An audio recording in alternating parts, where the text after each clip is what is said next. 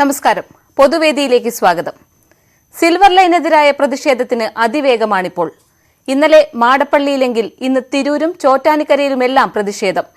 Silver ലൈനിൽ പ്രതിപക്ഷവും കടുപ്പിച്ചു. എന്തു വന്നാലും പദ്ധതി നടപ്പാക്കുമെന്ന് മുഖ്യമന്ത്രിയും, കല്ലിട്ടാൽ അത് പിഴുതെറിഞ്ഞിരിക്കുമെന്ന് പ്രതിപക്ഷവും.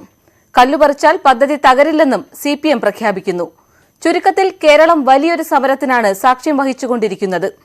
ചെറുതായി തുടങ്ങിയ പ്രതിഷേധങ്ങൾ ശക്തിയാർജിച്ച് സർക്കാരിനെതിരായ ബഹുജന പ്രക്ഷോഭമായി മാറുകയാണ്. ന്യൂസ് 18 പൊതുവേദിയിൽ ഈ ജനകീയ പ്രക്ഷോഭങ്ങളാണ് വിഷയം. സിൽവർ ലൈൻ, കല്ലും കണ്ണീരും. പ്രേക്ഷകർക്കും പ്രതികരിക്കാം. വിളിക്കേണ്ട നമ്പർ 0471354200. വാട്സ്ആപ്പ് വീഡിയോയായും പ്രതികരണം അറിയിക്കാം.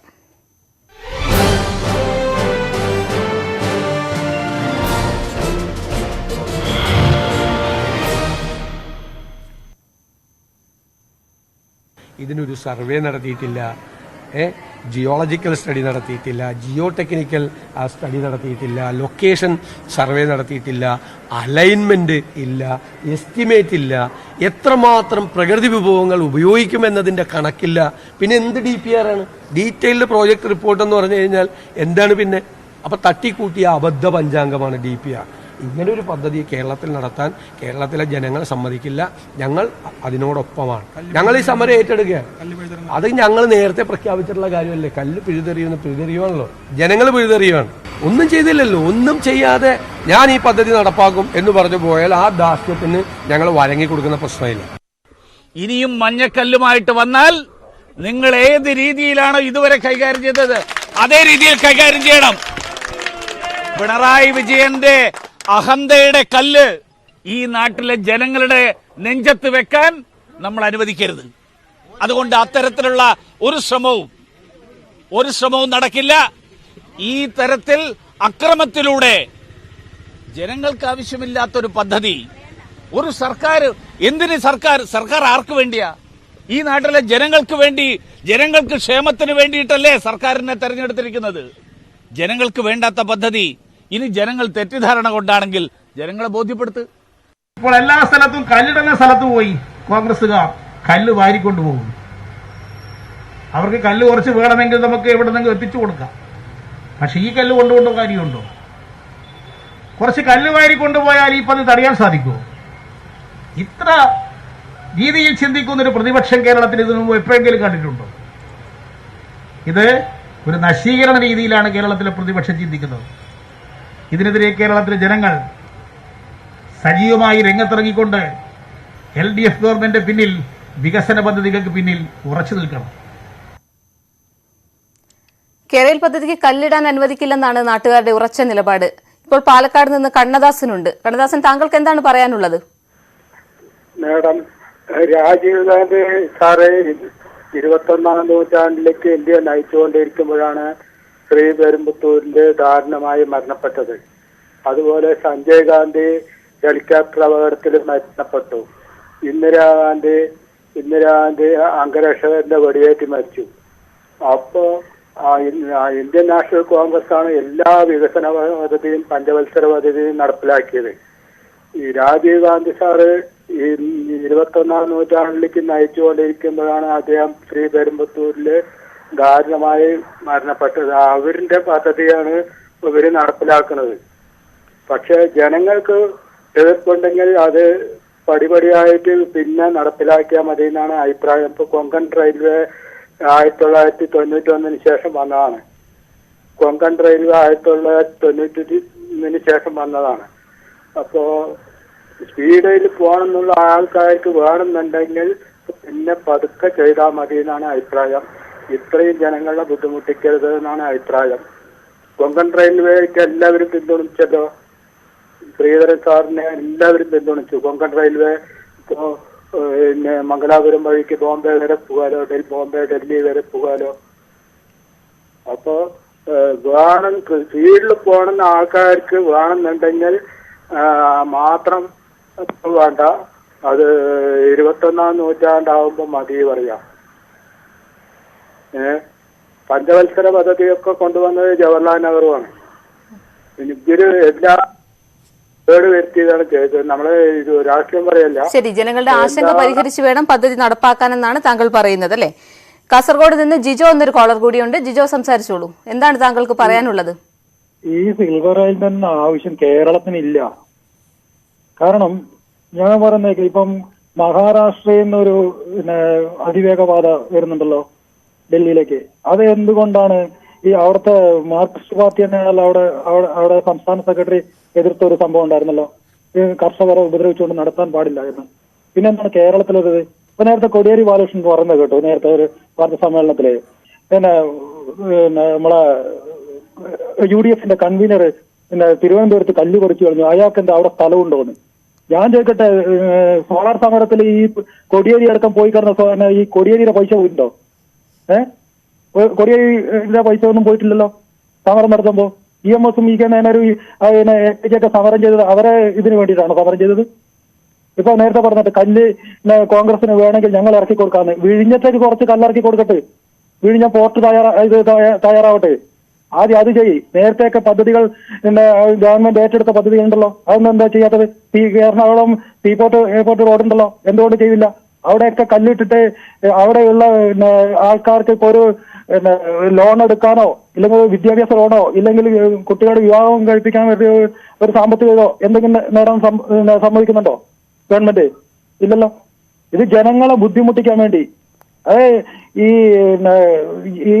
കേരളയിൽ പോകുന്ന ഭാഗത്തുള്ള ജനങ്ങൾക്ക് അതിന്റെ അവസ്ഥ മനസ്സിലാവുള്ളൂ. 10-17 വർഷം ഗൾഫിലും അവിടെ ഇവിടെങ്കിലും പുറനാട്ടിൽ കിടന്ന് അവര് കഷ്ടപ്പെട്ട് ഇവിടെ കൊണ്ടുവന്ന് അവരെ വീട് കെട്ടുമ്പോൾ ഈ പിണറായി വിജയൻ ഒന്ന് മനസ്സിലാക്കണം. പിണറായി വിജയന്റെ സ്വപ്നം പോലെയാണ് ആ വ്യക്തികളുടെയും സ്വപ്നം. അവർ വർഷങ്ങൾ കഷ്ടപ്പെട്ടുണ്ടാക്കിയതാണ്. ശരി, വ്യക്തമാണ് താങ്കളുടെ അഭിപ്രായം. തിരൂരിൽ നിന്ന് മുഹമ്മദ് എന്നൊരു കോളർ ഉണ്ട്. മുഹമ്മദ്, താങ്കൾക്ക് എന്താണ് പറയാനുള്ളത്?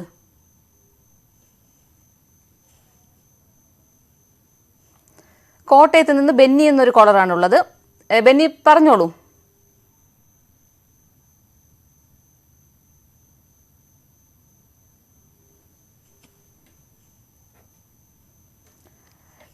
സിൽവർ ലൈൻ പദ്ധതിക്കെതിരെ ഇന്നും സംസ്ഥാനത്തിന്റെ വിവിധ ഭാഗങ്ങളിൽ വ്യാപകമായ പ്രതിഷേധമാണ് നടന്നത്. മലപ്പുറം തിരൂരിലും ചോറ്റാനിക്കരയിലും നാട്ടുകാർ ഇന്നും പദ്ധതിക്കുള്ള സർവേ കല്ലുകൾ പിഴുതെറിഞ്ഞു. ഇന്നലെയും പ്രതിഷേധമുണ്ടായ ചങ്ങനാശ്ശേരി മാടപ്പള്ളിയിൽ കെ മുരളീധരൻ, കേന്ദ്രമന്ത്രി വി മുരളീധരൻ അടക്കമുള്ള ആളുകൾ ഇന്ന് സന്ദർശിച്ചിരുന്നു. ഒപ്പം തന്നെ കടുത്ത നിലപാടിലാണ് പ്രതിപക്ഷവും. പദ്ധതി ഒരുവിധത്തിലും സംസ്ഥാനത്ത് നടപ്പാക്കാൻ അനുവദിക്കില്ല എന്ന നിലപാടിലാണ് പ്രതിപക്ഷത്തിന്റെ നിലപാട്. അവരിന്ന് മുതൽ ജനകീയ സദസ്സ് ഇതിനായി സംഘടിപ്പിക്കുന്നുണ്ട്. പ്രതിഷേധത്തെ തുടർന്ന് തിരൂർ വേങ്ങല്ലൂരിൽ പോലീസും നാട്ടുകാരും തമ്മിൽ ഇന്ന് ഈ പദ്ധതിക്ക് കല്ലിടുന്നതിനിടയിൽ വാക്കുതർക്കമുണ്ടായിട്ടുണ്ട്.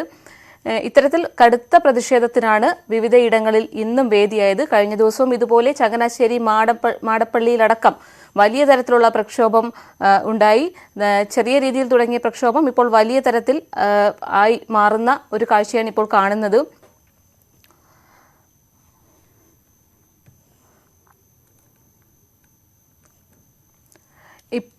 ഇപ്പോൾ റിയാദിൽ നിന്ന് നൌഫൽ എന്നൊരു കോളറുണ്ട്. നൌഫൽ, താങ്കൾക്ക് എന്താണ് ഇക്കാര്യത്തിൽ പറയാനുള്ളത്? ഈ ജനങ്ങൾ ഇത്രയും തെരുവിലിറങ്ങിയിട്ട് മുഖ്യമന്ത്രി നിയമസഭയിലും പുറത്തും പറയുന്നത് ജനങ്ങളൊക്കെ അനുകൂലാണെന്നുള്ളതാണ്. എന്തടിസ്ഥാനത്തിലാണ് പറയുന്നത് എനിക്ക് ആലോചന മനസ്സിലാവില്ല. പിന്നെ സഖാക്കൾ ഇതിനെ ന്യായീകരിക്കുന്നുണ്ട്. എന്തുകൊണ്ട് ഈ പീഡിതരിനെ കുറ്റി പുനഃസ്ഥാപിക്കാൻ സഖാക്കൾ മുന്നോട്ട് വരില്ല? അതുപോലെ ഇങ്ങനെ ഫേസ്ബുക്കിലും സോഷ്യൽ മീഡിയയിലും മാത്രം ഇങ്ങനെ ന്യായീകരണങ്ങൾ കൊണ്ടുവരാനല്ലാതെ എന്തുകൊണ്ട് അവർ രംഗത്ത് വരില്ല? അതല്ലേ ചോദ്യം. ശരി, വ്യക്തമാണ്. വഴിക്കടവിൽ നിന്ന് ഉമ്മർ എന്നൊരു പ്രേക്ഷകനുണ്ട്. ഉമ്മർ, താങ്കൾക്ക് എന്താണ് ഇക്കാര്യത്തിൽ പറയാനുള്ളത്? ജനങ്ങൾക്ക് വേണ്ടാത്തൊരു പദ്ധതി എന്തിനാണ് ഒരു സർക്കാർ അടിച്ചേൽപ്പിക്കുന്നത്? ജനഹിതം പറഞ്ഞിട്ട് വേണ്ടല്ലോ. സാധാരണ മറ്റു രാജ്യങ്ങളിലൊക്കെ ജനഹിതം പറഞ്ഞിട്ടാണല്ലോ ഓരോ എന്ത് പരിപാടി ചെയ്യുകയാണെങ്കിലും ഇത് ജനങ്ങൾക്ക് മാത്രം ഇത് വേസ്റ്റേജ് സെന്ററിന് തീരുമാനിച്ചുകൊണ്ട് ജനങ്ങളെ മേലെ അടിച്ചേൽപ്പിക്കാന്ന് പറഞ്ഞാൽ ഇത് എന്തൊരു നയാണ്? ഏത് പാർട്ടിയാണെന്നില്ല, പാർട്ടിയിൽ നമുക്ക് വിടാം.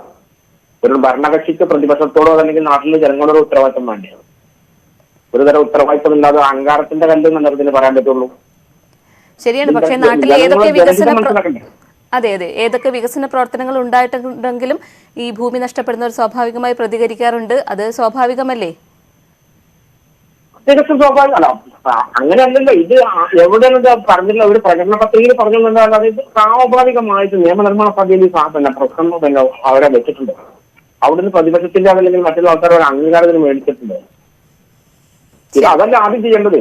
ഇത് ആരോട് പറഞ്ഞിട്ടുള്ള ഒരു അംഗീകാരം ഇതിന് കിട്ടിയിട്ടില്ല. ഇതിന് വെറും ലോൺ എടുക്കാൻ വേണ്ടി പിന്നെ ഇപ്പൊ ഇന്നലെ കമാൽ പാഷ എന്ന് പറഞ്ഞ ജഡ്ജി എന്താ പറഞ്ഞത്, ഒരാൾ അന്യന്റെ ഭൂമി കയറുന്നുണ്ടെങ്കിൽ അതിന് സർക്കുലറോ ഓർഡറോ വേണ്ടേ? ഇത് സർക്കാരിന്റെ താന്ന് പറഞ്ഞൊരു മഞ്ഞ പെയിന്റ് അടിച്ച കല്ലും കൊണ്ടൊരു കേടിങ്ങാണ്ട് ഇടാൻ പാടും അന്യന്റെ സ്ഥലത്ത്. അതിന് നിയമപരമായിട്ട് നിയമനിർമ്മാണമെങ്കിൽ അതിനൊന്നും നടത്തണ്ടേ? ഒരു കല്ല് കയറി ഇടുമ്പോൾ അത് ഇന്ന കാര്യത്തിൽ ഇന്ന കല്ലാണെങ്കിലും ചില സാധാരണക്കാരനെ ബോധ്യപ്പെടുത്തണ്ടേ? ഒരു സർക്കുലറിന്റെ കോപ്പി കാണിച്ചു കൊടുക്കണ്ട അവരുടെ കയ്യിൽ. ഈ കല്ലിടാൻ പോകേണ്ട കയ്യിൽ വേണ്ട, ഉദ്യോഗസ്ഥന്റെ കയ്യിൽ ഞങ്ങൾ ഇന്ന ആവശ്യത്തിന് വന്ന ആൾക്കാരാണ് ഇതാണ് ഇതിന്റെ ജിയോ നമ്പർ ഇതാണ് എന്ന് പറഞ്ഞാൽ ജനങ്ങൾക്ക് കാണിച്ചു കൊടുക്കാൻ വേണ്ടേ? അതില്ലാത്തത്തോളം കാലം എന്ത് വികസനമാണ് ഇവർ നടത്താൻ പോകുന്നത്? വികസനം നടത്തുമ്പോൾ ജനങ്ങൾക്ക് ആവശ്യമായിട്ടല്ലേ വികസനം എന്ന് പറയാൻ പറ്റുള്ളൂ. മറ്റൊരു വികസനം അല്ലല്ലോ, അടിച്ചേൽപ്പിക്കലല്ലേ. ശരി, ഇത്തരം കാര്യങ്ങളിലൊക്കെ നമ്മളെ ഒരു പാർട്ടി LDF എന്നൊക്കെ പറഞ്ഞാൽ നമ്മളെ സാമാന്യ ജനങ്ങളുടെ ഒരു കാഴ്ചപ്പാട് നമ്മൾ തെറ്റിച്ച് കളഞ്ഞു. ഇതൊരു അഹങ്കാരക്കല്ലാണ് ഇപ്പൊ ജനങ്ങളുടെ നെടുന്നേലേക്ക് കൊണ്ടിരിക്കുന്നത്. അത്ര എനിക്ക് അതിനെ പറ്റി പറയാനുള്ളൂ. വ്യക്തമാണ് ഉമർ താങ്കളുടെ അഭിപ്രായം.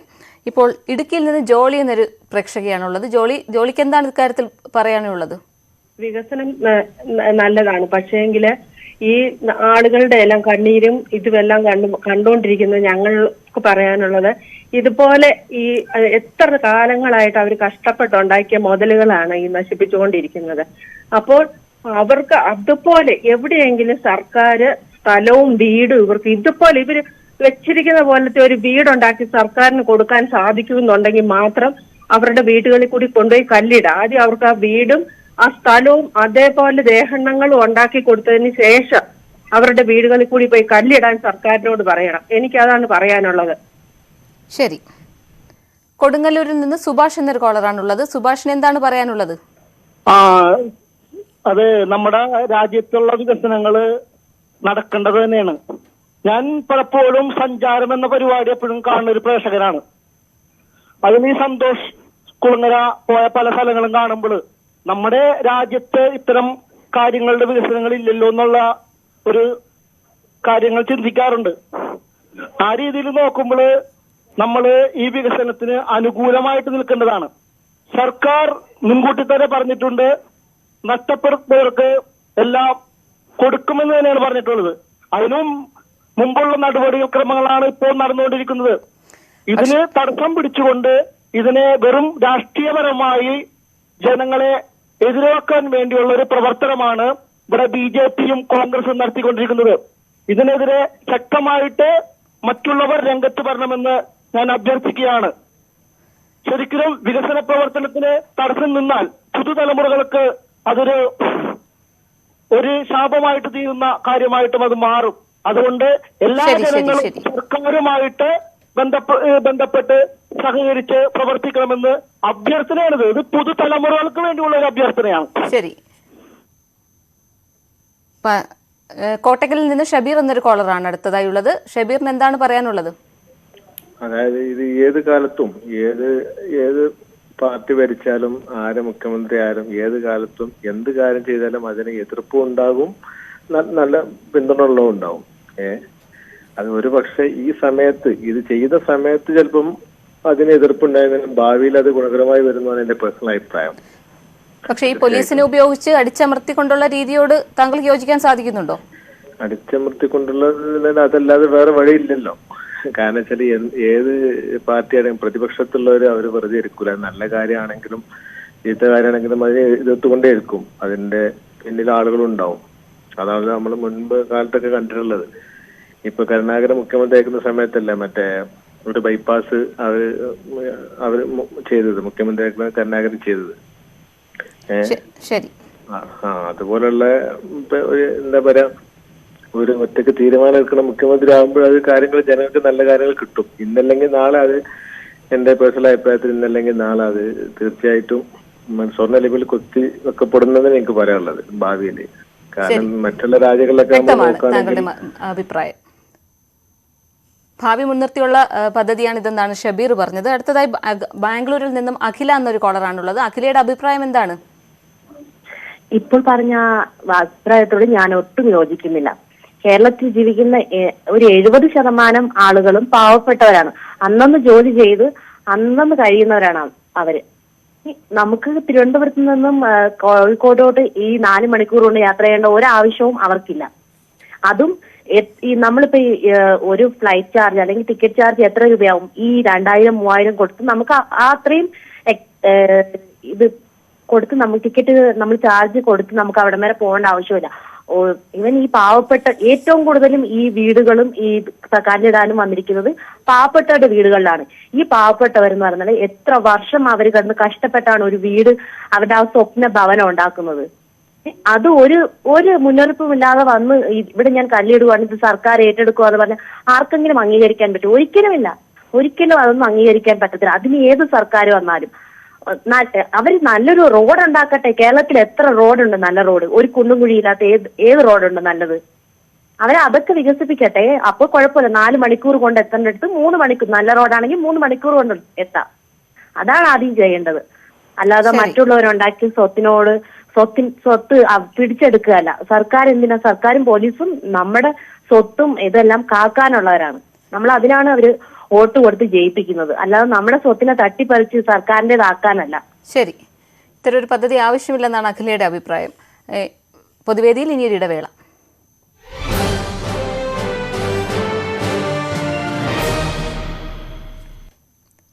കേരയിൽ പദ്ധതിക്കെതിരെ ഇന്നും സംസ്ഥാനത്തിന്റെ വിവിധ ഇടങ്ങളിൽ വ്യാപക പ്രതിഷേധമാണ് ഉണ്ടായത്. ഇപ്പോൾ കട്ടപ്പനയിൽ നിന്ന് ആന്റണി എന്നൊരു കോളറാണുള്ളത്. ആന്റണിക്ക് പറയാനുള്ളത് എന്താണ്?